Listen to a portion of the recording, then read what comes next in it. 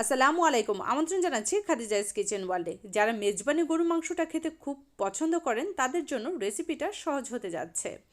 1-2 KG নয়, 11 KG গরুর মাংসের মেজবানিটা রান্না করে নেব, তাও বাটাবাটি ঝামেলা ছাড়াই।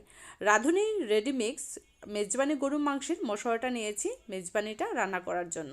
2টা প্যাকেট থাকে একটা প্যাকেটের ভিতরে। সবুজ কালার যে প্যাকেটটা সেটা প্রথমে ব্যবহার করতে হয়, আর লাল যে প্যাকেটটা সেটা রান্নার শেষের দিকে ব্যবহার করতে হয় যখন মাংসটা অর্ধেক হয়ে যায়। আমি এখানে হাড়, চর্বি, কলিজা সহ আমি কিন্তু মাংসটা নিয়েছি 11 কেজি। 11 কেজি মাংসের জন্য এখানে আমি 5 প্যাকেট মশলা নিয়েছি। আর যেহেতু 11 কেজি সেই ক্ষেত্রে কিন্তু আরও হাফ প্যাকেট মশলা দরকার ছিল, কিন্তু 5 প্যাকেট মশলা দিয়ে 11 কেজি মাংস রান্না হয়ে যাবে। আর এটা টেস্টটা বাড়ানোর জন্য আপনি আরও কী অ্যাড করতে পারেন চলুন সেগুলো দেখে নিই। আমি এখানে পেঁয়াজ দিয়ে দিচ্ছি 11 কাপ, লবণ দিয়ে দিচ্ছি পরিমাণ মতো, আদা বাটা অ্যাড করে দেব 3 টেবিল চামচ। 2 কেজি মাংসের জন্য আপনারা কতটুকু মশলা দিয়ে রান্না করতে পারবেন এবং সেখানে বাড়তি কোনো মশলার প্রয়োজন হবে কিনা সেটাও আমি আপনাদের সাথে শেয়ার করব। ভিডিওটা প্রথম থেকে শেষ পর্যন্ত দেখতে থাকুন।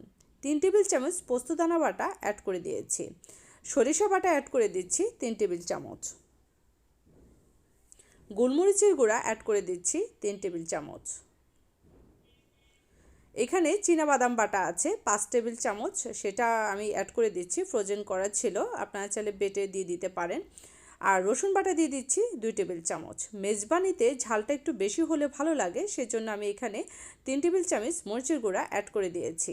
জিরা বাটা দিয়ে দিচ্ছি 2 টেবিল চামচ। টক দই দিয়ে দিচ্ছি হাফ কেজি। আর মেজবানি মাংসটা রান্না করার জন্য আমি এখানে সরিষার তেলটা ব্যবহার করছি, আর সরিষার তেল দিয়ে মেজবানিটা রান্না করলে সবচেয়ে বেশি টেস্ট হয়। 11 কেজি মাংসের জন্য 5 কাপ তেল দিয়ে দিচ্ছি, আর এটাকে ভালো করে মাখিয়ে নিতে হবে।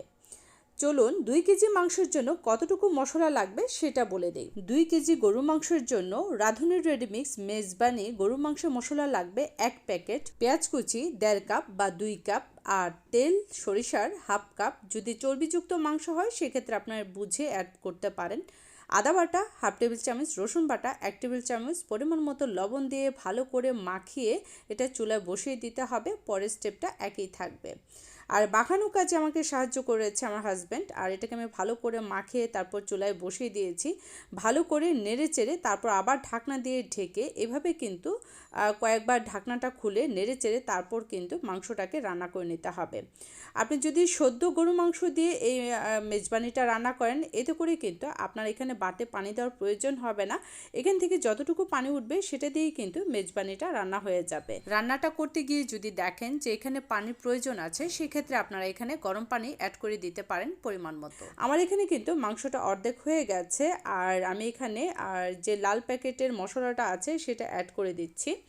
এখানে আমি 5 প্যাকেট মশলাই নিয়েছি, সেটা এখন দিয়ে ভালো করে নেড়ে চেড়ে ঢাকনা দিয়ে ঢেকে মাংসটা হওয়া পর্যন্ত অপেক্ষা করছি। আর বারবার ঢাকনা খুলে নেড়ে চেড়ে কিন্তু এই মাংসটাকে রান্না করে নিতে হবে, তা না হলে এটা পুড়ে যাবে। আমি এখানে পেঁয়াজ বেরেস্তা দিয়ে দিচ্ছি যখন মাংসটা হয়ে গেছে, আর কাঁচামরিচ অ্যাড করে দিচ্ছি, কারণ এটার ভিতরে যতটুকু গরম আছে এতে করে কিন্তু সুন্দর একটা ফ্লেভার বের হবে এই মেজবানি মাংস থেকে। তেল, পেঁয়াজ, লবণ, আদা রসুন বাটা ছাড়া আমি এখানে যে মশলাগুলো অ্যাড করেছি সেগুলো বাদ দিয়ে কিন্তু আপনারা শুধু মেজবানি মাংসের মশলা দিয়ে মেজবানিটা রান্না করে নিতে পারবেন। আজকের রেসিপিটি ভালো লাগলে সাবস্ক্রাইব করে আমার পাশেই থাকবেন। এরকমের নিত্য নতুন রেসিপি পেতে নোটিফিকেশন বেলটি অন করে রাখবেন। 1 কেজি গরু মাংসের যদি মেজবানিটা রান্না করেন সেক্ষেত্রে মশলা হাফ প্যাকেট ব্যবহার করবেন। আজকের মতো এখানেই বিদায় নিচ্ছি। সবাই সুস্থ থাকবেন, ভালো থাকবেন। আল্লাহ হাফেজ।